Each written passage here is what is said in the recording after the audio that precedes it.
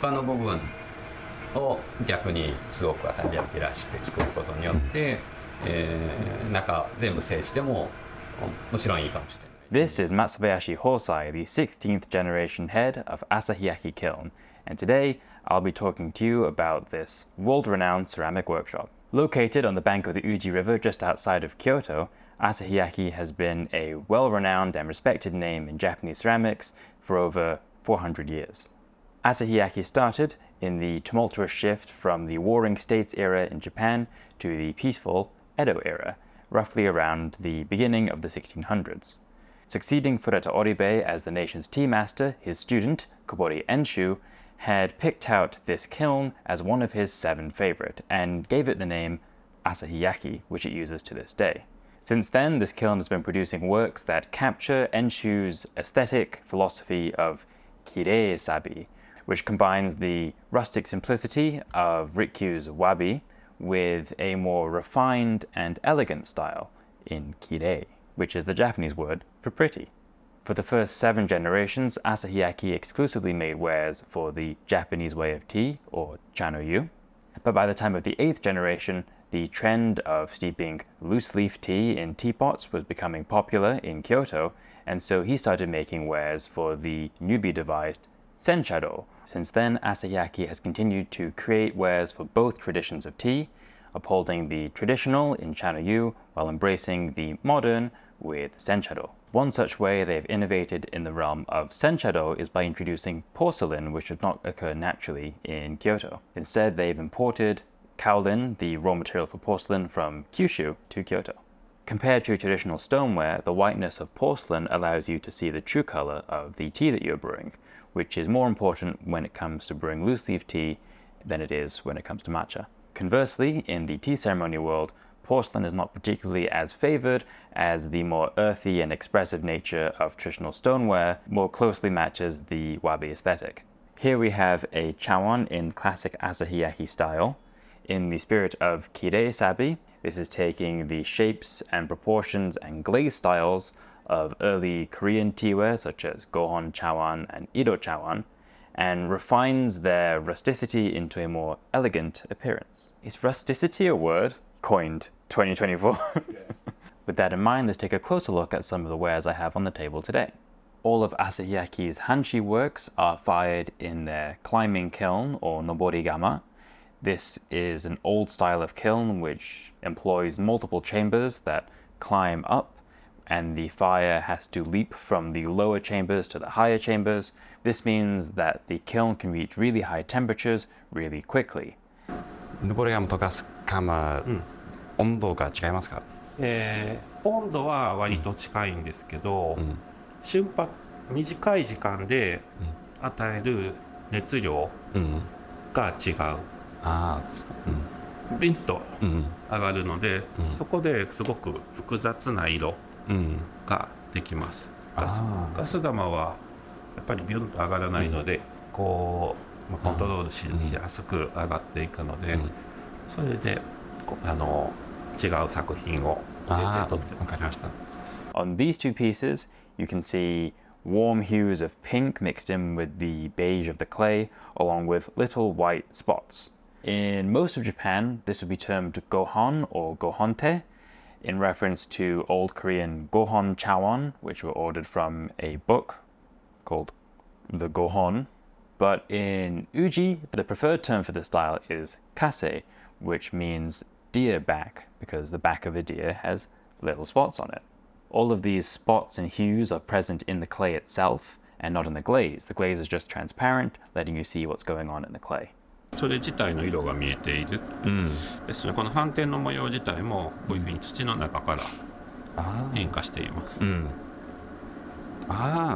中から色が変わってるんです。それが焼き方によって色が変わってくるので、赤くなったり黄色くなったりします。そうですね。難しいです。難しい。で、この斑点5本で自体は中からバブルが出てきて、それが景色として残っている。だからこれ土からバブル。そうです。土から物が燃えて、でそれがバブルになって出てくる景色が残っている。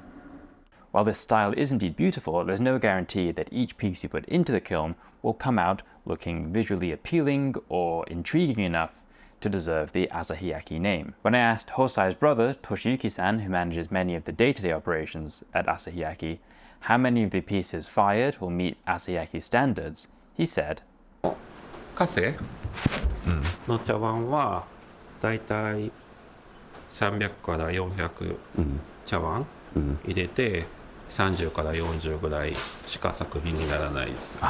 In contrast, styles that aren't as reliant on the clay to provide artistic expression, the success rate is a bit higher. でも他の釉薬のものなんかはだいたい 80% ぐらいは作品になります。 80%。70% かな。70%。One such example is this kashibai bowl, which is fired with an oak ash glaze. Taking a closer look at one of their signature pieces, the Houhin, we can see many of the hallmarks that make Asahi-yaki such a well-renowned workshop. If you don't know what a Houhin is, and you want to learn more about the different styles of Japanese teapots, you can watch our video about that over here. Asahi-yaki have taken your regular Houhin and fine-tuned all of the details to make it the best expression of this style of teaware that I have seen. First off, the spout, which reminds me of a kingfisher much in the way a bullet train does, is perfectly shaped for a smooth and clean pour, which is aided by the extra large air hole on the lid. Compared to most air holes, this one's roughly twice the size, which means more air can get in to replace the tea being poured out, which means it pours smoother and faster than other Houhin I've tried. Taking a look at the inside, one of the first things you'll notice is this part called a mikagetsu or crescent moon, and this helps keep the tea from spilling out from under the lid when you're pouring. Underneath this, we can see the incredibly fine doake style filter. Compared to other filters of this style, this one has a large number of holes and the holes themselves are quite small. This helps prevent clogging, ensuring a smooth and quick pour. On the other side, the lip that the lid rests on is almost absent, which makes it really easy and seamless to take the leaves out of the teapot when you're done using it. Asahiyaki have been making sencha-ware for multiple generations, and while the basic shape has remained the same, a lot of the details have been continually refined in order to improve the experience. For comparison, we'll take a look at one of my personal Houhin from Asahiyaki, made by a previous generation. As you can see, the shape is remarkably similar, but a few details have changed, notably the size of the spout, which has been made a little bit larger to make pouring even better. Of course, you can also notice that mine is heavily aged and heavily used. The matching cups for these teapots have been given a brushstroke decoration, or hakeme, which is also reminiscent of early Korean teaware. They are made in the asagao gata, or morning glory shape, which makes them really easy to drink from and gives them a nice wide surface area to appreciate the color of the tea. In comparison, here's mine. Consistency. As I mentioned earlier, Asahiyaki have innovated in the sencha-do world by introducing porcelain to their traditionally clay-based workspace. 私たち始まったのがだいたい420年ぐらい前と言われてるんですが、それ始まった時はポタリ、土しか作っていない窯でした。でそこから200年ぐらい経って煎茶ができ玉露ができっていう時に、急須品を作り始めます。それが私たちの8代の長兵衛がこの急須を作ったんですけど、この急須を作る時に私たちも磁器を使い始めました。The porcelain versions of their Houhin and matching teacup have been given a classic celadon glaze on the outside, but the inside is left pure white, so you can truly appreciate the color of the leaves. Other than that, they are virtually identical in every way. I mean, porcelain is generally heavier than clay.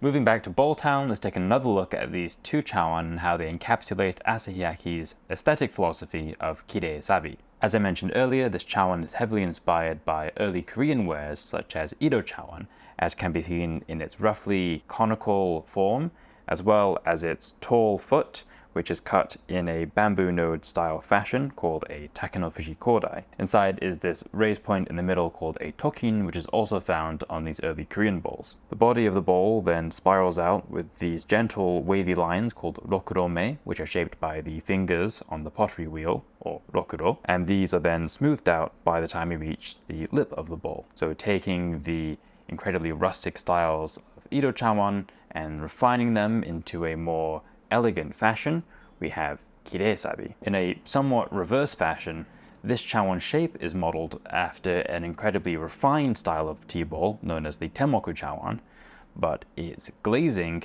makes it a little more rustic and imperfect, putting the sabi in Kirei-Sabi. Compared to the metallic, glistening glazes of traditional Temmoku Chawan, the oak ash glaze here has a more naturalistic hue, and the crazing, or at least crackling, also known as kanyu in Japanese, gives it a lot of character. If you couldn't tell by my incredibly high praise, I'm very excited and incredibly proud to be working with Asahi-yaki and to share their passion and works with you. Just kidding, they're all mine. After meeting the Matsubayashi brothers in person and touring their gallery, studio, and kiln, I can tell you that they are incredibly passionate about continuing their family's legacy, as well as upholding their incredibly high level of artistic skill and expression, ensuring that each of their pieces is beautiful as well as extremely functional and enjoyable to use. They have successfully carried the torch of sophisticated Sengoku-era samurai tea culture to the present day, and as a practitioner of a samurai tea school, I'm very happy about this. I hope you enjoyed this glimpse into one of Japan's most well-renowned ceramic studios. If you did and you'd like to support traditional tea culture, leave a like on this video, and if you want to see more like it, make sure to hit subscribe. Let me know what your favorite piece was in the comments down below, and thank you very much for watching. Have a nice day. でも、I don't want to make light in just so that's why everything オープンそうですね。 natural light. あ、相談しながら作ってる茶碗、兄が相談しながら作ってる。ああ、そうですか。そうですか。釘。